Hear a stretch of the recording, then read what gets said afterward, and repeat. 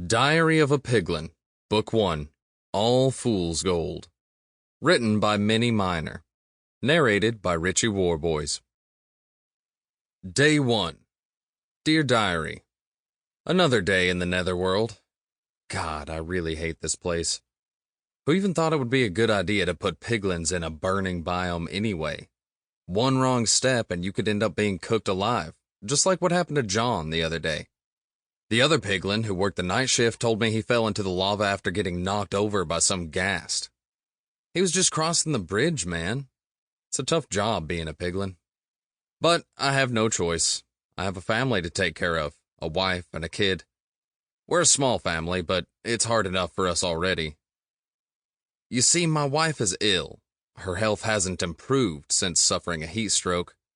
The temperature in this place not only caused my wife to fall ill, but also more than 80% of piglins. I also suffered a stroke a little over 2 months ago, and I thought I was going to die. I would love to move my family away from here, but where will we go? The Netherworld is a never-ending pit of lava. We can go to another biome, but there will still be lava, and the temperature will remain the same. The only thing that changes is the color of the fire. It burns blue in some biomes. So we're basically stuck here unless a miracle happens and a portal shows up that leads to a safer, cooler, brighter, and more beautiful place. Oh, I bet my son would love that. His name's Peter. I named him after my grandpa. Peter's a very playful little piglin. Unfortunately, I can't let him always go outside to play with his friends because of how dangerous it is here. I wouldn't want him to end up like John. But I also don't want him to end up like me, either. I'm very miserable. Sometimes I think about how lucky I was when I was a kid. No responsibilities, no problems, nothing to worry about at all. All I had to think about was how to ride a hoglin without falling to the ground and bruising myself. Man, those were the days. Anyway, I'll be working the day shift again, as usual. Nothing interesting ever happens during the day. It's been weeks since my last barter, and the saddest part of all, that customer wasn't even a real customer. It was just my uncle who wanted to help out. It wasn't an actual transaction, if I'm being honest. But what am I supposed to do? I need to support my family, but no one wants to barter with me. Is it because I smell bad? Well, I don't sweat because piglins don't have sweat glands. Or is it because I'm fat? Maybe. Maybe that's why my wife has been falling off our bed every night. Oh no, I need to start exercising. Also, I can't explain why, but I've been very aggressive these days.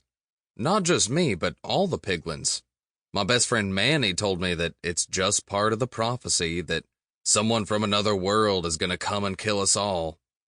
The thing with Manny is that he believes in supernatural things.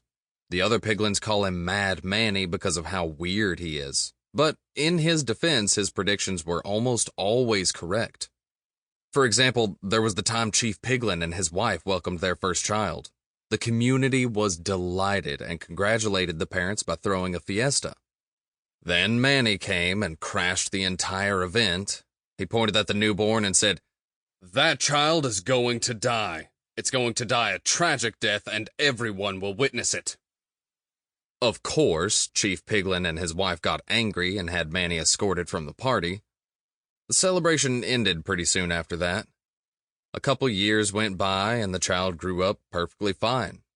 The entire piglin community had forgotten what Manny said. Until Election Day.